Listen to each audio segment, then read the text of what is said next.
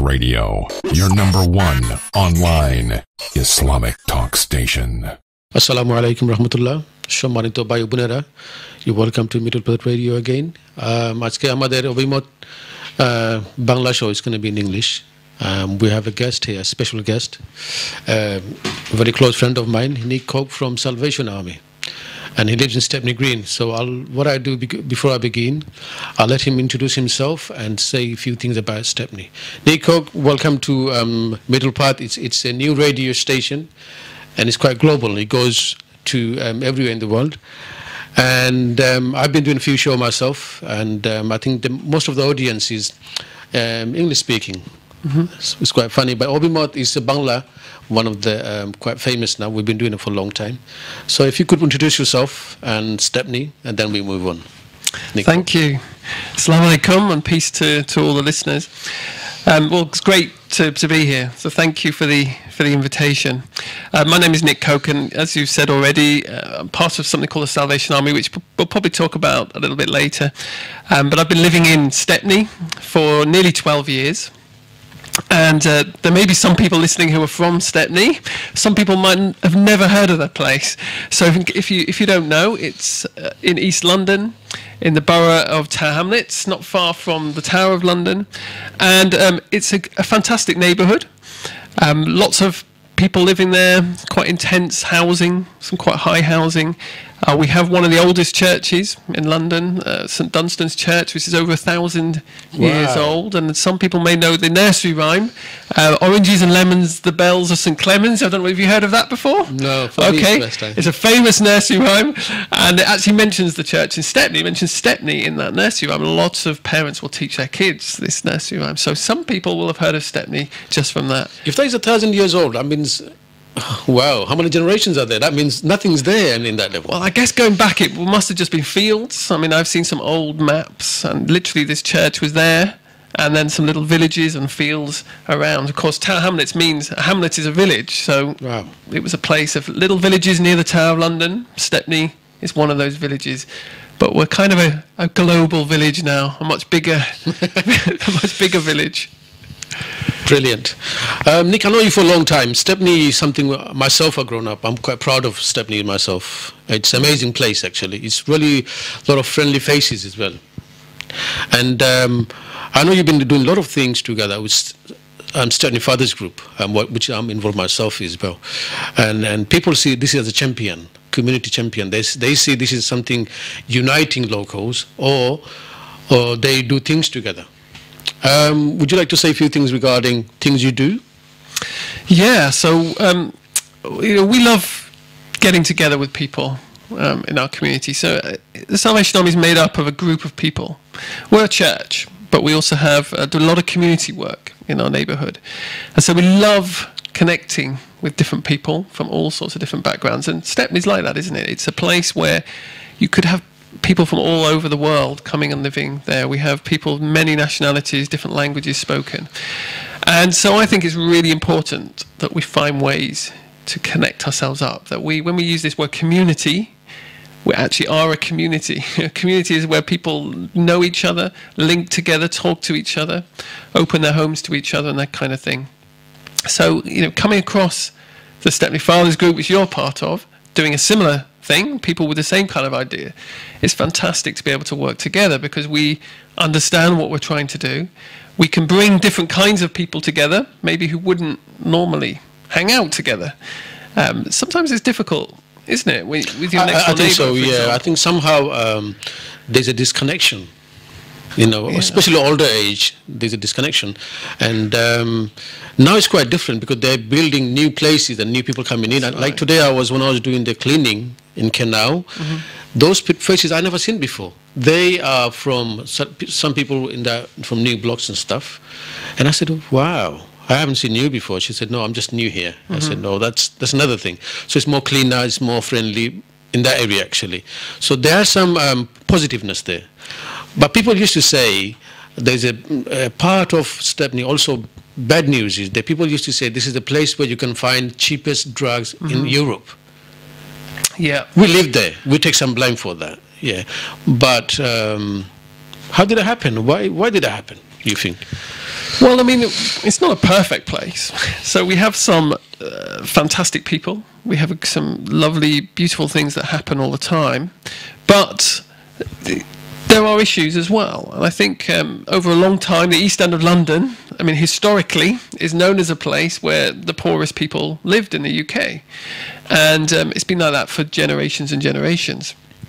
And so there are problems that have been there over many, many years, and drugs really issues which you just raised, for example, is really is not the issue itself. It's a symptom. It's a symptom of deeper issues that cause people to get involved with drugs, and there can be a number of different causes for why that happens. It could be that maybe you don't have employment, or you've not done particularly well at school, and you fall out of school fairly early. And what prospects do you have of earning money, for example? Now, the temptation, therefore, to get into something like drugs, where maybe you can earn some money quite quickly and survive and live and all of those things, becomes a temptation to do that. Or another example might be the housing. Historically, again, in Stepney, the housing hasn't been very good. I mean, we've had lots of people living in very small flats and lots of overcrowding. So again, people often find themselves out, particularly young people, out on the streets because they can't really be at home because there's just either too many people, they haven't got any space to themselves. And so I think it's those kind of things. It's things like housing, it's things like jobs that cause issues like drugs ultimately. They become the symptom of a much deeper issues that are going on. And we see that in Stepney because historically we've had a lot of problems, a lot of difficulty, and life is quite difficult for some people. It's true. Okay, like this is the area where Salvation Army started from, Stepney. Yeah. I think Salvation Army is one of the largest charity after government, about $2 billion project, stuff like that. Also, we have Muslim Aid just around the corner, that's right, which is the biggest one. Also, Islamic Relief as well. So we have all those bigger projects around. What do you think they're doing? Do you think we're failing, or do you think people don't want to go there? Or what's the problem? Because yeah, that's a good question. I mean, I think there are more and more charities around. I mean, lots of charities are working. When the Salvation Army came in the 19th century, started nearly 150 years ago in Whitechapel, on Whitechapel Road. And you read some of the history books, and some of the issues they talk about back in 1865 are actually very, very similar to what we still experience today. Now, we could say that maybe the charities haven't done well enough, that the people like the Salvation Army and other organisations, and there were many over the years, have come and started in areas like Hamlets to improve people's lives. They're not doing enough, but I suspect it's actually more to do with people. But do you feel is a good thing? Because, you know, like, why do we need those kind of big charities around here? Is that mean in the areas people are poor, more needy? Or is that because just like in this area people are very encouraged, or they want to do something, or they want to change? Or I think it's a bit of both. I mean, I think that there's a need. I mean, you don't give charity if there's no need, right? So there's clearly a need in Stepney and Hamlets for people to be doing good work, because we have issues. If there are issues, then you want people to be doing stuff. But I think there's also people who feel that this is a place to come and do good, because they want to come to the places actually where there's most need. And the East End has traditionally been this place where people time over time, again and again in different generations, have been drawn to this place of the East End to come and do new things, inspiring things. And it's an amazing history we've got. It's an incredible history. And it's, you know, Salvation Army is part of that, but then now so is Muslim Aid, being based down in Whitechapel. So we're seeing new generations of new charities that are coming and starting in the East End. Now, you could say that's a bad sign in a way. Why has things not changed? And it's a good point, you know, to raise. But I think as long as there are people with issues, charities need to be there to support them and help them. Do you work together, like Muslim Aid, Islamic Relief, and Salvation Army? I'm sure they're a member of a bigger thing. Do you guys do anything often together? It's project based. So we obviously talking to each other, different charities all the time, wanting to do partnerships and working together. And I think that's really important that we partner together. But just in the same way that we do, you and I, you and with the Stepney Fathers Group and us with the Salvation Army Stepney, it's a partnership, right? We work together on common goals, issues that we can tackle together. Salvation Army, on all sorts of different levels, will work with other with other charities, and that would include Muslim Aid, for example, Islamic Relief, and others. Another thing is, I think you go around the world. You've been to Asia, you've been to other places. Yes. What do you really see? How do you see people in those areas and here? Can you relate so we learn something, especially our audience? They would be really interesting to know. You've been to Bangladesh. A lot of the audience are from watching us now, probably Bangladeshi. Yeah. How was your experience? Yes. Who is Shah Jalal? I'm sure you could tell them. Yeah. You've been to the Mazar, you saw the fish. Yes, I did. I'm not sure if you catch one. I didn't try, but maybe next if you time could I'll tell, try. they'll be very interested to know. Yeah, so I mean, going back a few years, it's probably about 7 or 8 years ago now. I mean, because I moved to Stepney, to Hamlet, so I'd never been until I moved in, and I met lots of people from Bangladesh who I hadn't really met before. So I got chatting to my neighbours and asked them where they were from. They said, "Oh, we're from Bangladesh, and we're from this place called Sylhet, which is up in the sort of northeast of the country." So I thought, well, I've got to go and visit. I mean, if these are my neighbours, I want to know my neighbours better. How can I understand them better than going and finding out a bit about where they're from, find out from their roots? So that's why I went, and I went with a couple of friends, and it was just an amazing experience, to be honest with you, because I experienced a massive culture shock, stepping out into the streets of Sylhet town, where we're staying near the Mazar, Shah Jalal Mazar, in a hotel nearby there, and it was just the noise levels, the busyness. I mean, people say London's busy, but nothing like that. No. I mean, after going to Bangladesh, I don't consider it busy anymore in London. Is that because, I know you've been there myself, Yeah. is that because just one big road? Like Sylhet It is could like be. one big road, isn't it? Yeah. We don't see more than that. It was, the thing was, it was just before Eid time. So there was, I think, a lot more people even in town than normal, because I think people were coming home to spend time with their families and getting ready for the Qurbani and for Eid. So there was a amazing sort of buzz and feel and energy to the town, and I absolutely loved that. I have to admit, that was really exciting for me. I've never experienced that kind of environment. But I did notice, I mean, there's obviously poverty too, right? Were they friendly to you? Were they really friendly? Oh yeah, people were, I mean, well, Is that because you're very good looking, or is it just like I like someone from outside? I like to think it's because I'm good looking, but I'm not convinced it was that. I have to say, I mean, lots of people would come and stop and talk to us. And I think, if you saw 3 white guys walking down the road in Sylhet town, you kind of stand out. So I know. You know what, let me tell you something. When I was about 8 years old, the first time I saw an English person in my village, it was she, actually. Okay. So, I don't know how to describe you. I've never seen a person like that in my life. It was like, say this is the white stuff I'm watching at the camera. It's really white, isn't it? Actually, you can't see how white it is. That's how it was to me. I still in my head. So I'm sure when they see you in that level. Yeah. And if you just put one cap or something like that, you would be making a lot of money there, I obviously missed out. With your computer, you could say a lot of things about future. That somehow tomorrow you're going to have a rain tomorrow, because you can say they won't know, so they'll say, "Oh, that's the."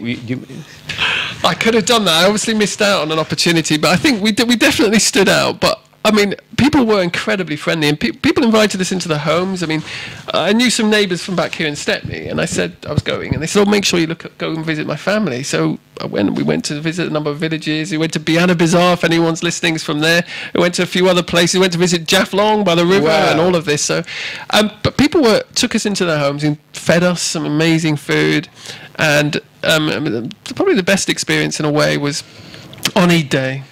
And we had the kind of front row. They invited us for the Qurbani to experience what was happening and the sacrifice of the cow. And I mean, again, that's not something I'd experienced before.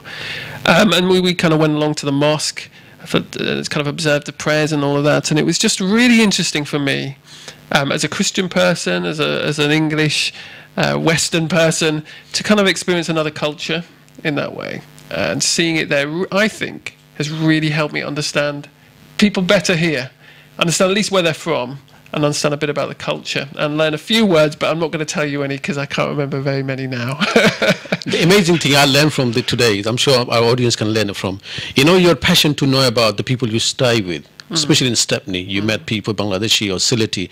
You want to know how they how they are down this, you can connect yourself with them. Yeah. That is amazing. This is something, he has to be a passion to do that. This is something I can learn. My next door, I don't even know him. Remember last time I met my neighbor, after 20 years I said hello to him. Or he said hello to me. Yes. You know, both took the blame for it. And the amazing trip you done, I mean, something we have to learn. If you want to have a better community, or if you want to go towards a peaceful or a just society, we have to know each other, and that makes it really easy. I mean, I have to say, that trip is one of the best things I did, because whenever I meet somebody now, I mean, in Tower Hamlets, who I can tell has got a Bangladeshi background, and I start talking to them, as soon as I tell them I've been to Sylhet, their eyes light up. They say, "Oh, really? Have you been?" I can't hardly believe I've been there. And then, when I first came back, I used to carry my photos around with me and show photos. Really? Oh, this is where I went, and people, it just opened up conversations. And I think this is what we should be doing as community, as neighbours. If we want to understand each other better, we have to try and really find ways to build bridges. It's not good enough for us just to say, well, you know, they're from another culture, another language, they speak another first language, etc., and use us as an excuse not to get to know each other. We have to find ways to build bridges. And to be honest, you don't have to go to Bangladesh to do that. You can do that here in Tower Hamlets. You can do it by knocking on someone's door and maybe offering them something to eat. Take some food round to your neighbours. I know lots of people do that kind of thing. Or at a certain time of year, Eid or Christmas, you can give them a card. You can knock on the door and wish them a happy Christmas or a happy Eid. You can do it all sorts of times. Is that the way you feel? Is that the way you're feeling? I mean, about passion about other people. Is that because you're from the faith background, or is that just you're a nice person by naturally you're a nice person? You want to do that, even without a faith, you would do that. Because some people, you would say, oh, they're nice people, but there are some bad people. You know, if you say about Middle East, they will say, oh, they don't like us, that's why they're bombing us. Maybe people are doing it, but if we don't see the both side of it, you know. I think in this country, when people went on the Iraq war happened, million people marched. Million people said not to do that. That shows not everybody is bad. Not everybody's bad. Where would you find in another place, I don't know, say, for example, say India want to hit something else. Where would you find a million Indians saying, don't hit them? I don't think that would happen. This is something, I live in Britain. I'm proud of being British myself. Because in this place, we have justice, we have freedom. I can do anything I want. You know, and I'm quite, even 12 o'clock I can go out. But some of the countries, you can't do that. It's true, yeah. You know, this is something I'm really proud of. I can't just be blank and say, no, everything they do is wrong. There can be some wrong. That's everywhere. There people can be wrong people too. So is that the way you feel? Is that because you're a peaceful person, because you're from the faith? Or is that why you're saying that? Or do you think even if you didn't have faith, you would feel the same? Well, I mean, everybody has... Yeah, I understand the question. Everybody has their own motivation for why they do what they do. I can only talk about my motivation, and I do believe my motivation comes from my faith. It comes from not just my faith, but my experiences in life, what my parents taught me. But I believe they were inspired by their faith too. But you know what your parents teach you, how I see my family when I was growing up, how they interacted with different people. But for me, my faith is more than just something that I feel I should do. That Jesus said, love your neighbour. It's not just that I've learned that once upon a time and therefore I feel I should be doing it, and therefore I sort of reluctantly go out and do it because, well, I think I have to be a good Christian, I have to do it. I do it because I want to do it. And I'm not sure quite where that comes from. I can only believe it's God that somehow works in me to do that. But I believe God works in many different people. Sometimes we're surprised about who God is working amongst. Sometimes it's not always the people we think that it should be. And I think it's God working amongst people that creates good communities, good society, people doing good to one another. So even what we might describe as a nice person, we might say to them, well, what's your motivation? They may not even use the word, say it's my faith. They may say, I don't know what I believe. I don't really have a faith. But I still believe that can be that. Yeah, but I still believe that can come from God. even if they themselves don't acknowledge it, though, because I believe that God is working in the world amongst us, amongst all of us, that he is building a better world. Whether we acknowledge him or not, that's what he's doing. And I believe that when neighbours get together and do good things together, that's God's work that is happening. And I choose to give God the credit for doing that because I'm a Christian. But not everybody will do that, but I believe that he's at work doing that kind of thing. So from a personal perspective, yeah, it's definitely motivated around my faith, but I've been taught well by family, friends, and I take inspiration from people like you as well. Friends of mine who do good things. Well, it's true, because we the way we behave is directly. I think someone should tell my wife about it. Well, yeah, don't talk to my wife either, but that's another story. Yeah, so I think we all connect with each other. The way I think that's the people's nature, isn't it? To do good, and when you do good, you feel good, isn't it? Mm-hmm. Yeah, that's definitely. And we've all been made by God, I'm sure. He likes being, good stuff. Yeah, absolutely. And we're proud of that. I'm proud of my faith. You're proud of your faith. That's amazing. But a lot of people, they think the faith is a backward thing. Mm-hmm. They want to change the names. They think it's a problem. Mm-hmm. Faith is a problem. That's right. Probably can't blame them for everything. Probably we couldn't show good enough, or lead enough, mm-hmm. and they feel we are not doing well enough. I don't know. Absolutely. I mean, they can't be all wrong for everything. No, I mean, clearly, people of faith are not perfect any more than, in a way, anybody's perfect. That we all. I mean, we can look historically at the different faiths and how people in the name of whatever religion it is have done things that we shouldn't do. So the fact is that we have a checkered history going back through the history books. And even today, there are no doubt there are Muslim people doing things that you would say, well, they call themselves Muslims, but look at the way they behave. And I would say the same thing about Christian people, that I think, well, how can they say they're Christians when they do this or do that? And so religions are complex, faith groups are complex, just like all society is. But that doesn't mean just because some people do things in a wrong way that therefore all Christians have nothing good to offer. And it does slightly irritate me, I'll be honest, that sometimes that faith is always talked about in a negative way, when actually you think about our society today and how much good people of faith do. People running food banks, for example, often are people of faith. People who are volunteering, majority of them are people from faith groups. There was a newspaper article I read today from The Independent. We said that the best places for social cohesion, places where you meet people of different backgrounds, are in religious places of worship, in the mosque and in the church. That's more than anywhere else, this survey said. You will find people of different social backgrounds, different ethnic, cultural backgrounds, mixing together. Where else in our society does that happen? And so I believe it is time for people of faith to step up and do more for our communities. And just before we go our break, I think we'll have a break for a minute. Understand.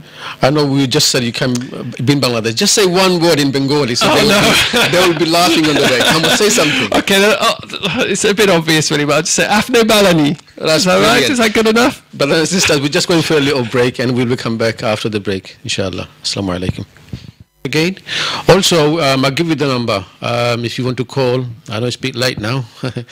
It's 07477 080 248. So I say again, 07477 080 248.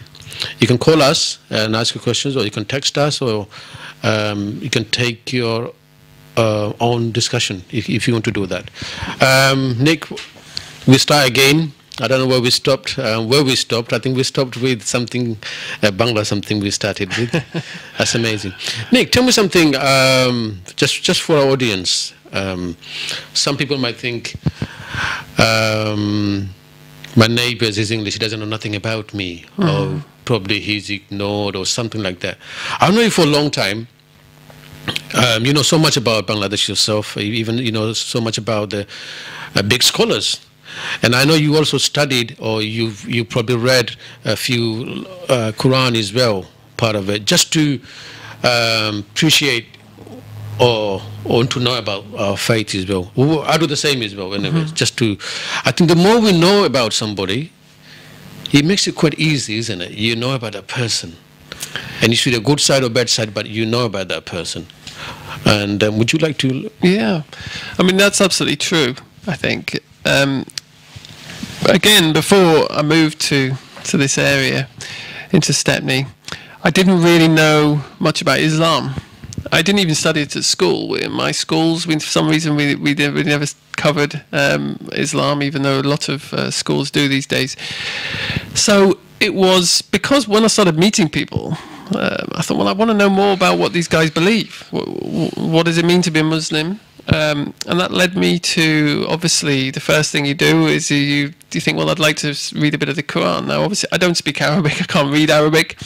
But I got hold of a translation, an English translation, and I read that, and then I got a copy of the Hadith, and I read some Hadith. Wow, a lot of Muslims don't have that. I tell you, okay, well, I will be witness for that. I mean, I remember walking into the bookshop in Stepney. It was an Islamic bookshop, and I didn't really know what I was asking for, but it was a hadith I was after, and I didn't know what's it going to look like, how much is it going to cost, what's it going to be, and I just went in and said, oh, I want a copy, and he sort of gave me just one volume. I obviously haven't read all the hadith, but it's just one volume, al-Bukhari, is that right? Wow. Yeah, so that was, and just reading that, it really helps to understand where people are coming from, and a little bit of understanding the path on which people are trying to walk as Muslim people.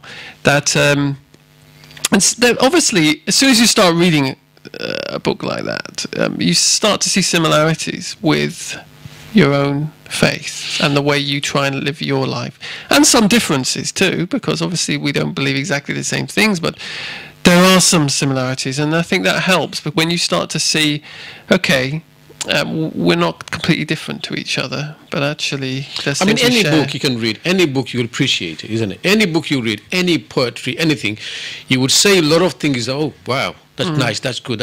You will be positive. If you don't read it, you don't get that. You just think everything is rubbish. That's right, and we have to be really careful where we get our information from, right? That's another thing. Because, I mean, if I don't get my information about Islam from either Muslim people themselves or from Muslim texts, then where am I getting it from?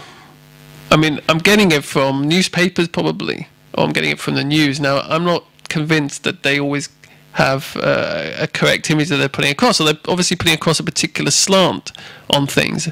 And I wanted to find out for myself, what is it really? And I think it's how does always it make you better to feel? Like every day, I read Times, or I take it for somebody. I read it in the way, free of charge. Ah, good. I also read Daily Mirror. Almost every day, you see the word called Muslim terrorists. They're killing this guy. They're butchering. Everything you name it, even the front page. Yeah. It does make me feel shame. It does make me feel shame. There are some Muslims doing that, actually. I'm not going to deny that. But majority of the Muslims, it can't be. I know human being, majority can't be doing those kind of stuff. But why are they doing this, over and over? How do you feel as a person? Because from my faith, how does it make you feel? Well, I actually feel quite angry about some of the way the media works, and I don't just mean. So if I apply that to myself a little bit, obviously I don't know what it's like to be a Muslim having to read that every day. I don't know. Yeah, don't say anything positive because of my friend. I'm saying this. No, but as I can put it into my own way of thinking when I think about, just let's say the way people talk about Hamlets, okay, as a place in the media. You know what it's like. Always negative. No matter what newspaper or what TV station anyone's talking about Hamlets, it's always negative. And that makes me angry. So I can imagine that's a little bit of what it must feel like to always read some negative. And I think it's wrong. I think newspapers generally on the whole and media are after stories. And they're after big stories and sensationalist stories. And they don't find that in reporting the positive things or the good things. So that no one is going to come and report and tell the story of you and I as a Muslim and a Christian person living in Stepney creating good stuff in our neighbourhood and working together. No newspaper is interested in reporting that, but I think they should. And that's what makes me angry. If you are Muslim, or if you're in my position, just for example, because at the moment everything's coming to our head. we are reacting. And some of us reacting wrong way maybe. Okay, we shouldn't be doing that. And that really fueling or giving to the media to play around with it. You know, instead of saying C word, we're saying F word. Instead of saying B word, we're saying something else, you know. Because we're just reacting. Why are they doing this? Are we not human beings? You know, in your position, what do you think, how should we respond? Because my kids are British, they're born here, they'll stay here, I'll be living here. I've been to Bangladesh myself 15 years ago. You know, and I'm saying I'm proud.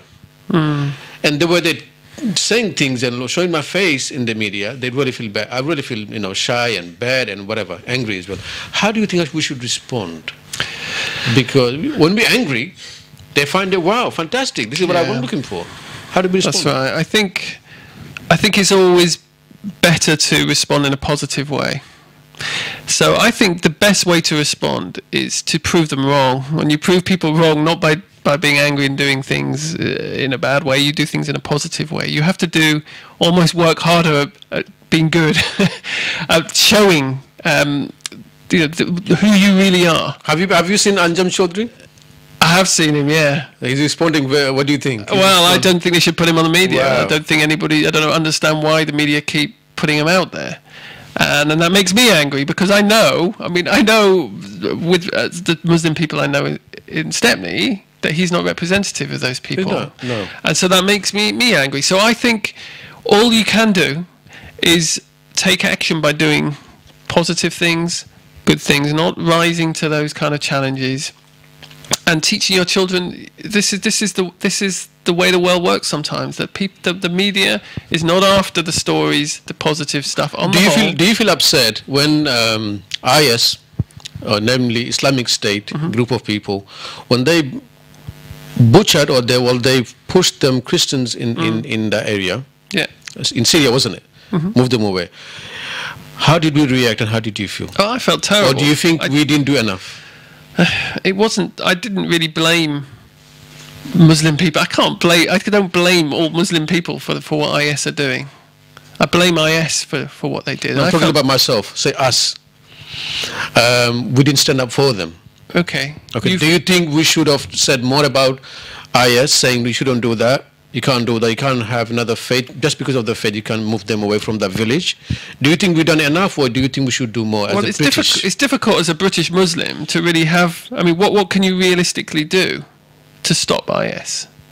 We can't do much, but we can say. Look, you can say so. I mean, there were statements. People are saying it. Everyone's saying IS is not an Islamic thing. I saw the Muslim Council of Britain make a statement. I saw local mosques make statements. I heard individuals make statements. So I think stuff was said at the time. But it wasn't in the paper, though. But was that because it wasn't said, or was it because the newspaper didn't report it? You see, this is part of the problem, is that when Muslim people speak up against that kind of thing, it's not always put out there in the newspapers because it's like a narrative spoiler. It doesn't fit the overarching narrative that some of the sides of the media want to project, which is that it's Muslims against everybody else. And I think obviously it's so much more complex than that. I mean, amongst all the Muslims I know, I think through the middle path we can, clean that. Like IS or anyone doesn't make no difference to us. Yeah. To me. Yeah. I mean, you cannot force, you cannot, be violent and move away just because of the faith and the color and stuff like that. It doesn't allow us to do that. And people who done it, they're definitely criminals. Oh, I mean, absolutely, they're criminals. So be clear that. I think we got 5 minutes to go. Okay, let's go. Just before we go, sometimes it makes me angry. I'm from the faith group myself. I'm practicing like yourself. In the world, what do we see as the faith leaders? Are they working together? Are they trying to change the community for better? Are we doing enough? Or do we think we should do more? We can always do more. We can always... Because every word we say peace. We begin with peace, we end with peace. But people with non-faith, they're doing everything. You name everybody. Why are they leading everything? Without non-faith, they're so passionate. With faith, and we believe in God, and we're so passionate about it, we should be doing more enough. Do you think there's a missing something? I mean, it happens on all sorts of different levels, doesn't it? So there are world Christian leaders. I mean, I think of the Pope, or my own leader, the Salvation Army, the General of the Salvation Army is a worldwide leader. these people have responsibilities and they can talk to each other, and there must be equivalent people like that in the Muslim world. So these people do spend time talking to get to each other, and always probably they could do more. But I think it always comes back down the levels in a way that it all starts with us as individuals. Can we do something together then? Okay, we wanted to do that's a wish, but can we start something? Do you have any plan for we can do something together? I mean, I think we start something when we just talk to each other. That's the start of it. Just like we talked earlier. Would you like to share it? Or? Well, what I mean is, even on a very local level, you and I can start talking together. We encourage other people we know to talk together. We get them together. We get them talking together. And I think that's how you change the world, because IS and what's going on there is connected with us here. It's on the other side of the world, but it has a direct influence on our. Can I just inform the viewers? Yeah. Brother and sisters, me and Nick, we're planning a trip for a weekend. So it's going to be 7 of us and 7 of Nick's friends. It's more like 2 different communities of faith coming together. We're going to stay together about 2 nights. And in Wales, and hopefully this will make us a better person or better friends. Just before we finish, can I ask you if, you deserve to be a politician, if you were a MP or mayor, what would the 3 things you would change in Tower Hamlet? Okay, that's a great question. I mean, I am a politician, actually. I mean, not a party politician, but I am a politician. You see, anyone who is involved in your community about changing it for the better is a politician. We may not belong to a political party, but do you understand what I'm saying? We're changing politics is just the art of us working together to make a better world, right? We're all politicians, to some extent. We don't have to join a party to do that. But I think, one of the issues in Stepney today, I think the housing, we've still got a long way to go in improving our housing. The affordability of housing is pretty terrible in Tower Hamlets at the moment. If you're renting, you're priced out. If you want to buy a flat, you can't afford it. I think those are definitely issues we need to look at. I think there's issues like food poverty. Why are people going to food banks in Tower Hamlets? Why more and more demand on that kind of thing? Some of that comes back to wages, because statistics will tell us that people going to food banks that's probably every politician will say that. The housing, the food. What would be the 3 things do you think they're not doing? Just 3 things. Well, I just think we've got to work harder on those unique. Come on. You're asking me to do the impossible to come up with something, but I mean, I think it starts with us taking responsibility for our neighbourhoods and our streets and the people next door. I mean, let's think about things like loneliness in our neighbourhood. I don't hear many politicians talk about that, but I can guarantee there's loneliness going on our streets. There are people who don't know anybody, maybe older people living on their own, their families have moved away. That's something we can start to do something about. We don't need lots of money and lots of politics to make that happen. It happens again when you just get out of your house or flat, you go over the road, you knock on the door and you ask somebody how they're doing and you get to know them. To me, that's politics, because it's changing. It's changing the world. The city that we live in is simple and it's free. That's the other thing. And if you just all you need to do is give your time. We've just got 2 minutes left. Just before we go, if you do become MP and stuff, I want you to support Middle Path. Middle Path Radio will be amazing because they're given a platform to do that. Brother and sister, just before we go, I will ask Nick to say the last word. What would you like to say to our viewers? Well, I just want to encourage everybody that I imagine lots of people listening to this will have agreed with a lot of what we said in terms of neighbourhood. They would have agreed that all of us can do more to improve our streets. And I would just say it starts with you as an individual, as a family group in your flat or wherever you live, that you can make a difference. You don't have to wait for somebody to tell you to do it. You can start today. That's what I believe, that God can inspire in us to live out that way.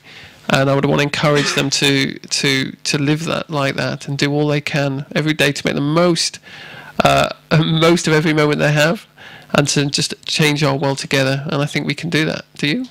Brilliant. Salvation Army deserve a clap for that. Brother and sister, we're just going to go off the air now. Thank you for listening. I think we can learn a lot of things from Nick. I've learned a lot of things. The passion he had to know people and work with people. And the things he said, I mean, he does more without saying it. He does more activeness. He's really active in his community. Everyone knows him. And he's a good friend of mine. That's not because I'm saying all that. He is a good person himself. I learned a lot of things from him as well. So we're going to finish off now and see you next week. Hopefully we'll have a good show next week as well. And if you miss anything, you can just go to Middle Path Radio and YouTube channel, and you can see over and over again. Thank you. If we said anything wrong, please do forgive us. And all the best. And Assalamu alaikum rahmatullah.